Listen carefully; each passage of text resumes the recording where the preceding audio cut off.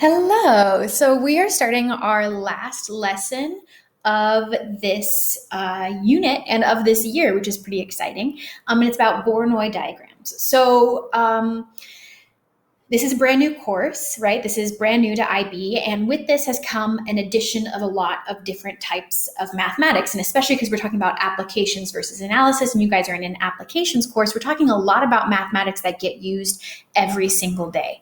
And not every, that's an exaggeration, but get used a lot in terms of the real world. And Voronoi diagrams has been one that's really been a spotlight of the new curriculum for this class. So I do want to give you a heads up that because of how much emphasis is being put on this new thing that's being added to the curriculum, I'm pretty certain there's going to be something about this on your IB exam, or there's going to be something about Voronoi diagrams that you're going to be using in the future. A lot of math teachers think that Voronoi diagrams would be a great thing to explore for an IA. So try and think about that as we're going through these last 2 days of lessons as maybe something that you would like to research potentially.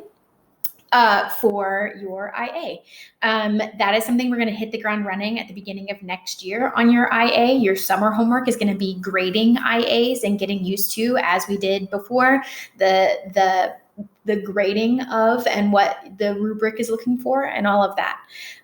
So try and think about different things that we can write about, and this might be something that could do that. So Voronoi diagrams, the main idea you can see right here on this figure, this is a Voronoi diagram. And the main idea is that we're trying to split up a map of some kind into cells that represent a spatial distancing of the nearest site to that space. The red dots are sites, and the blue lines create polygons and convex polygons, and those are called cells. So the space around the red dot is called a cell, and the red dot is called a site. And the idea is that if you pick a point anywhere on that map, you're going to land somewhere in a cell. And in that cell, the red dot that's within that same cell is the closest site to wherever you pointed. So for instance, this is a mobile phone tower Voronoi diagram. And so the idea is if you're within that blue cell, that red phone tower is going to be the closest phone tower to you. So it's probably where you're pinging off of using your cell service. I'm sure you've seen at least some sort of criminal TV show where they're like, oh, well, we're going to triangulate or figure out where they're pinging off of in terms of cell phone towers, if they're trying to track somebody down. And it's because of things like Voronoi diagrams, where you can create spaces and say, well, if they're pinging off of this cell phone tower, then they're going to be in this space.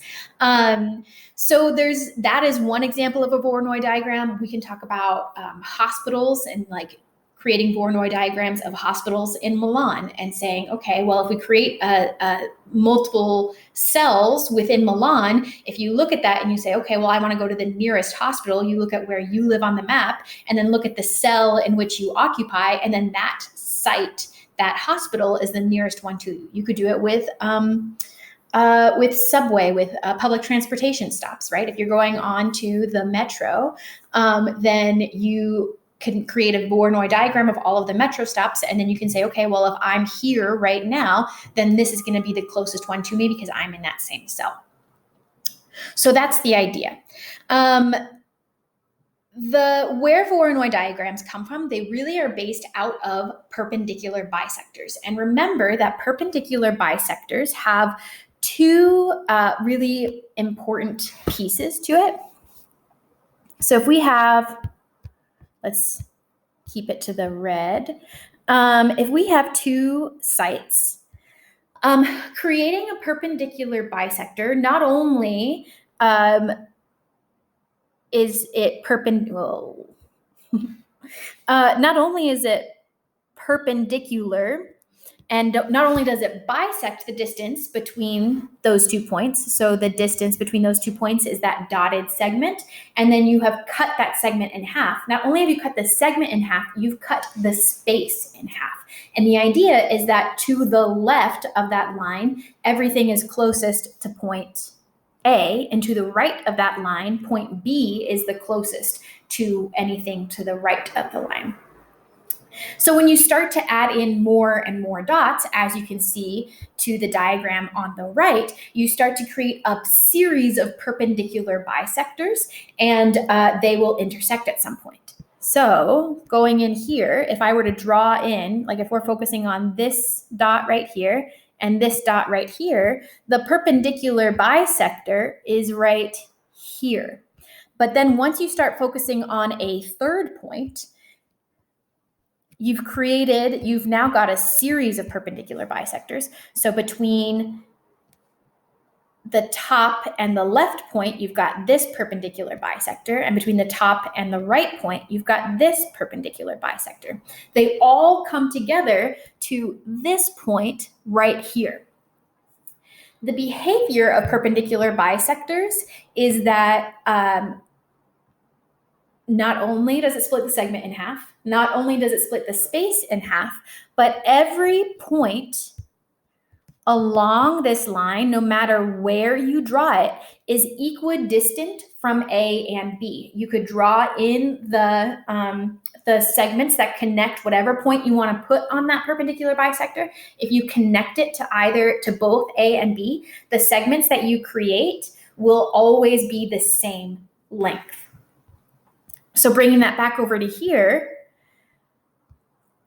it's like a fence. If you're trying to create a fence between you and your neighbor, and you want to make sure that anywhere along that fence is equal distances away between your two houses, it's the same with here. If I'm talking about this line right here, anywhere along that line is equidistance between those 2 points. So when you have a connection of 3 points, I can't do 3 points with my hands, but if you have a connection of 3 points coming together to 1 point where they intersect, it is the one and only point that is equidistant from those 3 sites. And there is only 1 point on the diagram that is equidistant from all 3. So that's kind of a crash course on Voronoi diagrams. It splits a map into cells, which tells you what is the closest something in that area. It could be a hospital, it could be a cell phone tower, it could be a bunch of different things. We're going to look at all sorts of applications of it. Realize if you try and think about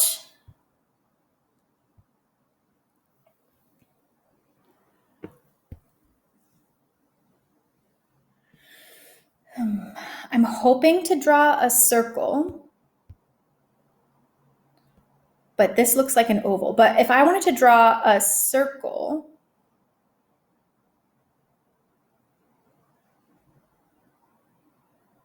that was centered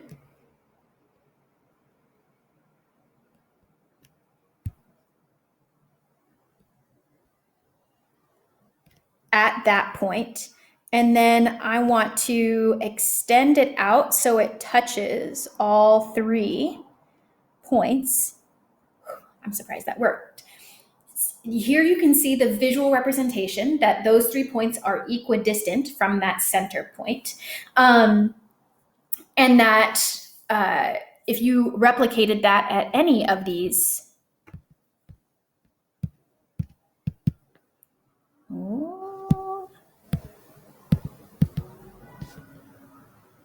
that's not exactly what I'm going for. We'll do another circle.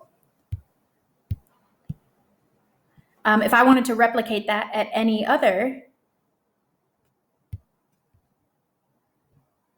vertex, I could do so. That's actually a perfect size for that. And it will work in any one of those places. You could also, a different way of thinking about circles in this case, let's do a different colored circle. If I was thinking about a circle coming out from some of these dots,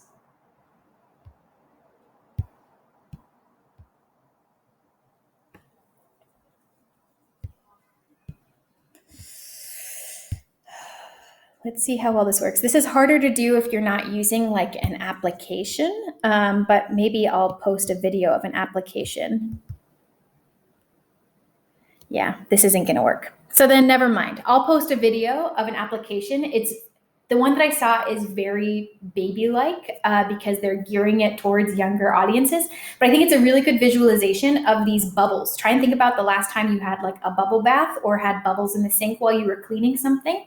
And as these bubbles expand and expand and expand, if they're getting close to another bubble, they create this line in between the two bubbles. And that's what Voronoi diagrams are, in a sense, is it's this series of bubbles that are coming out from each site. And as the bubbles get larger and larger and larger, it's creating a line between those two bubbles of equal distance that's happening between those two sites. So a lot of mathematics going in here. Almost always, you need to focus your eyes on 3 sites and then look at the point that's equidistant between those 3. It is very rare that we'll have a point that's equidistant between 4 sites, and it's because of the 4 or more. It's because of the relationship of triangles. So three points would create a triangle, and circles, and these bubbles coming out and creating equal distances where circles come in, versus when we're talking about 3 points and triangulating between those sites. So the relationship between triangles and circles is actually very close. If you were to draw any triangle, so I'll do an acute triangle, but you could do this for an obtuse or a right triangle, any triangle you would ever want to draw, and you found the perpendicular bisectors,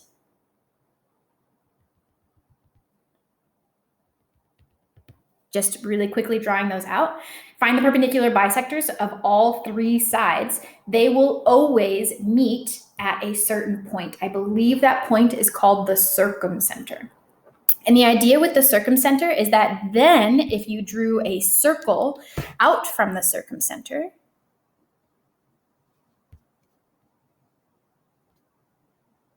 such that it touched the vertices of the triangle, or one vertex of the triangle,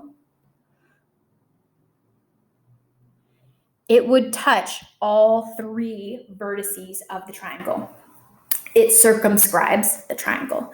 And so that's what's going on with your Voronoi diagrams, is that your 3 points create a triangle. You're finding the perpendicular bisector of all 3 side lengths. Those perpendicular bisectors all meet at a certain point, which is why almost always the equidistance only happens between 3 points and not any more than that. And if there's a 4th point or a 5th point that's equidistant from that place, it's because they are all lying on the same circle. Okay. A lot of ideas. I hope that made sense. We're going to talk about how to create them and just how to interpret Voronoi diagrams and how to create them today. And then our next class is going to be common applications of Voronoi diagrams.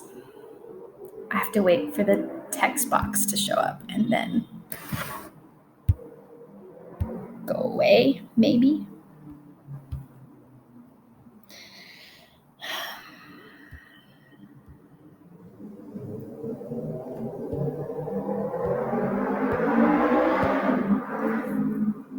There we go. Okay, example 1. Using the Voronoi diagram, identify the site that's closest to the point 30, 20. So we look at this graph that's to the right, and we find the point 30, 20. And just kind of, I'm going to go 30, and then I'm going to go 20, and it just barely is like right